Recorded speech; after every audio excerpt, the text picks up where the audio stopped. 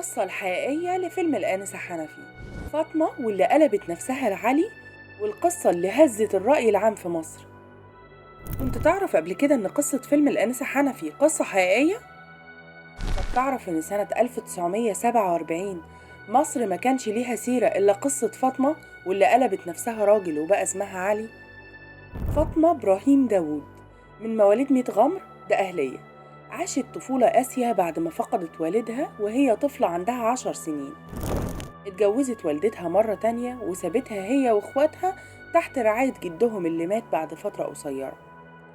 فاطمة اضطرت تتحمل مسؤولية اخواتها البنات، اشتغلت في أعمال شاقة، وده خلاها تكسب احترام أهل القرية وإعجابهم بصبرها وكفاحها وتربيتها لاخواتها.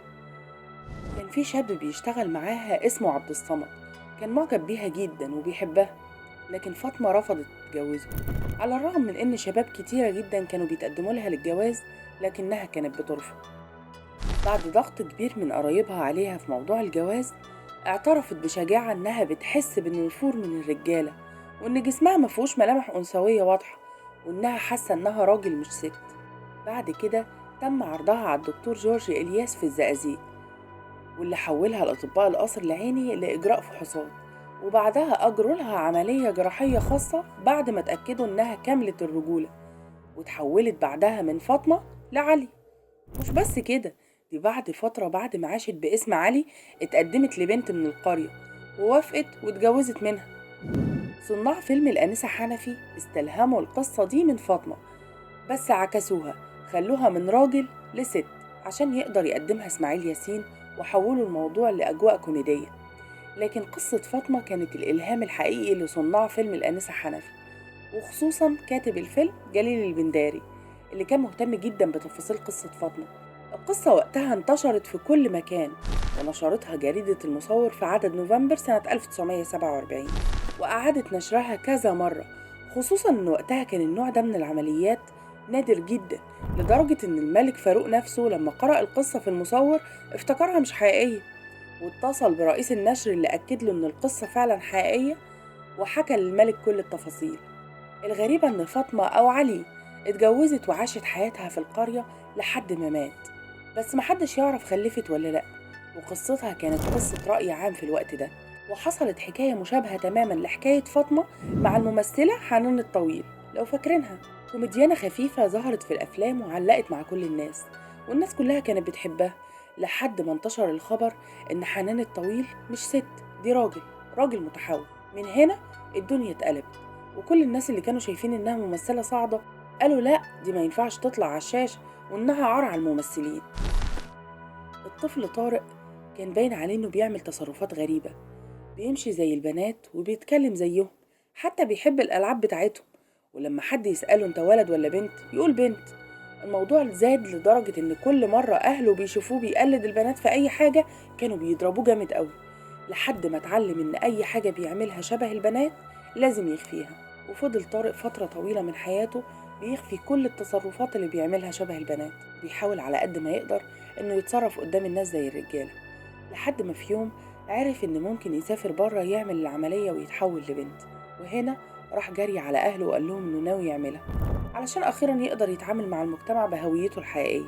لكن طبعا أهله رفضوا تماما، وهاجموه جدا لدرجة إنهم هددوه بالقتل، وقالوا له إنه لو عمل كده هو لا ابنهم ولا يعرفوه، وطردوه من البيت. طارق كان شايف إن كده كده مش عايز يكون ابنهم، هو عاوز يكون بنتهم، فسافر علشان يعمل العملية. كان فاكر إنهم لما يشوفوه بعد ما يتحول ويعرفوا إن دي حقيقته هيتعاطفوا معاه ويسامحوه، لكن اللي حصل عكس كده تماما. طارق بعد ما أهله عرفوا إنه عمل العملية وبقى حنان مش طارق، قطعوا كل صلاتهم بيه، وقالوا للناس كلها إنهم اتبروا منه، وإنهم مش عاوزين يعرفوا عنه أي حاجة، حتى لو مات هما مش مهتمين. حنان عاشت بعد العملية في القاهرة فترة طويلة وحيدة، لحد ما قررت تدخل عالم السينما، وفعلا عملت تقريبا 3 أعمال، أشهرهم كان الناظر اللي خلى كل الناس تتكلم عنها. حنان كانت فاكرة إن الشهرة وحب الناس ليها واللي حصل فجأة ده تعويض عن أهلها اللي سابوها، ما كانتش تعرف إن ده بالظبط اللي هيوصل لنهايتها. لما الناس كلها بدأت تتكلم على حنان، بدأوا ناس يقولوا إن دي طارق اللي سافر وعمل العملية، ولما الجيران وصلهم الخبر قلبوا الدنيا لدرجة إنهم بلغوا الشرطة، وفعلا اتقبض عليها. حنان اتقبض عليها وهي مش فاهمة ايه الجريمة اللي عملتها، ودخلت مستشفى العباسية للأمراض العقلية والنفسية بسببها. حنان كانت بتاخد هناك جلسات بالكهرباء، لأنهم كانوا مقتنعين إن عندها مشكلة عقلية مخليها شايفة إنها بنت مش ولد، وبتتصرف وبتفكر زي البنات. لحد ما فجأة اتوفت حنان سنة 2004 في مستشفى العباسية. ساعتها طلعت الفنانة هالة فاخر وقالت إن اللي قتل حنان هي الصدمات الكهربائية اللي كانت بتاخدها في مستشفى العباسية، واللي ما كانش ليها أي داعي بالنسبة لحالتها. أهل حنان أول ما عرفوا إنها ماتت رفضوا تماما يستلموا جثمانها، واللي استلموا كان نقيب الممثلين أشرف زكي، وهو اللي دفنها. تفتكروا حنان لو كانت عايشة لحد دلوقتي بعد كل الانفتاح اللي حصل، كانت الناس هتهاجمها بنفس الطريقة؟ أو يمكن حتى على الأقل كانوا هيبلغوا عنها الشرطة وتتحبس؟ نيجي بقى لحكاية تانية أحدث شوية. فاكرين لما طلع هشام سليم وقال بنتي نورة بقت ابني نور؟ في سنة 2020 طلع علينا هشام سليم بالتصريح ده وقلب الدنيا، وده كان بعد ما خضعت بنته نور لعملية تحويل جنسي. هشام سليم حكى إن ابنه عاش سنين طويلة في صراع داخلي، وكان عنده أزمة هوية واكتئاب، إحساس ملازمه طول حياته بإنه مش طبيعي وإنه عاجز يعيش حياته زي أي إنسان. هشام سليم قال بصراحة إنه ما كانش فاهم اللي بيحصل، فضل يدور ويسأل كتير، ولما دخل على الإنترنت لقى حالتين بس في العالم بيعانوا من نفس اللي ابنه بيعاني منه. الأخطر بقى واللي وقف كل حاجة بالنسبة لهشام سليم إن نور ابنه وصل لمرحلة التفكير في الانتحار، وهنا كان قدام الاختيار الأصعب، يا يسمع كلام الناس يا ينقذ ابنه، وهو اختار ابنه. هشام سليم بكل حبه وحنيته المعروفين قرر يقف في ظهر ابنه قدام الناس والمجتمع كله، وقال إنه شجعه يعمل العملية علشان كم التنمر اللي تعرض له والانتقادات والضغط النفسي اللي كان بيدمره يوم بعد يوم. ومن اللحظة دي هشام سليم قال دي مش بنتي، ده ابني، كأنه بيعلن للعالم كله موافقته ومباركته للخطوة الضخمة والمرعبة اللي عملها ابنه. الناس في الأول اتعاطفت مع نور، ورغم إن كان في انتقادات بتجرحه جدا إلا إن معظم الناس اتفهموا حالته وقدموا دعم كبير، خصوصا بعد ما ظهر هشام سليم في برنامج وقالها قدام كل الناس بنتي نور بقت ابني نور من ساعة ما اتولد وجسمه جسم ولد وكان عنده خلل هرموني. الكلام ده خلى موجة تعاطف كبيرة قامت ودعمت هشام وابنه، وناس شافت فيه إنه أب شجاع وابن بيعاني وبيحاول يعيش. بعدها قرر نور هشام سليم يواجه بنفسه، وطلع لأول مرة مع والده في برنامج وبدأ يتكلم بكل صراحة عن نفسه وعن أزمته وألمه اللي كانوا ملازمين له طول حياته، واعترف قدام الناس إنه فكر في إنهاء حياته فعلا، وإنه بعد التحول حس إنه أقرب لنفسه بس لسه موجوع. وهنا هشام سليم قال ربنا مش طالب مننا نحكم على حد، ربنا رحمته كبيرة قوي. بعد الحلقة دي نور بقى حديث السوشيال ميديا، وظهور نور بهيئة ذكورية كاملة حرك مشاعر ناس كتير، وطلع هاشتاجات دعم واتكلم مشاهير أكترهم يسرى اللي هي مرات عمه، وقالت 26 سنة شايل حمل من النوع ده مش قليل، الحمد لله نور سوي جدا. وسط كل الفرحة اللي كانت فيها الأسرة بسبب دعم الناس، ما كانوش يعرفوا إنها تحصل حاجة تقلب الدنيا ضدهم تماما. بعد وفاة سارة حجازي نور وهو منهار وبيعيط قال كلام قلب الدنيا، أكد إنه ما كانش بيعاني من خلل هرموني، وإنه ما عملش عملية تصحيح بل تحويل جنسي كامل.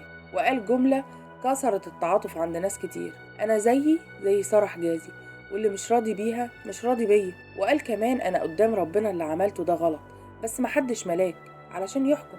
وفي لحظة كل الدعم اتحول لهجوم كبير لدرجة الأسوأ. وهنا ظهر هشام سليم الأب مرة تانية. هشام سليم مسكتش، طلع في مداخلة مع ايتي بالعربي وقال ابني مش بيدور غير على كلمة حلوة، الرحمة، ارحموه علشان يعرف يعيش. وكأن دي وصيته للعالم كله، إنهم بس يرحموا ابنه. وقال كمان إن شجاعة ابنه إنه بيقول الحقيقة ومش بيستخبى، وإن الناس اللي بتقول ربنا هيعاقبه ما عندهاش حق إنها تحاسبه. نور كتب رسالة أخيرة على انستجرام وقال أنا بمر بفترة صعبة جدا، ناس كتير زيي بيكلموني فاكريني أقدر أساعدهم، وأنا مش هقدر أساعد حد. نور دلوقتي عايش وحياته تبدو إنها طبيعية، وبيشارك دايما المتابعين بتوعه بصور على انستجرام. محدش يقدر ينكر إن الاستقرار اللي عايش فيه نور دلوقتي سببه الرئيسي دعم والده هشام سليم، واللي يمكن لو ما كانش وقف معاه كان هيبقى مصير نور مختلف تماما، وما كانش هيبقى شاب مبسوط وسوي وعايش حياته براس مرفوعة قدام العالم كله. وبكده أنا خلصت حكاية النهاردة من حكاية المشاهير. معرفش إذا كانت حكايتنا النهاردة عجبتكم أو لأ، لكن انتوا هتعرفوني في تعليقاتكم، وأشوفكم في حكاية جديدة. سلام.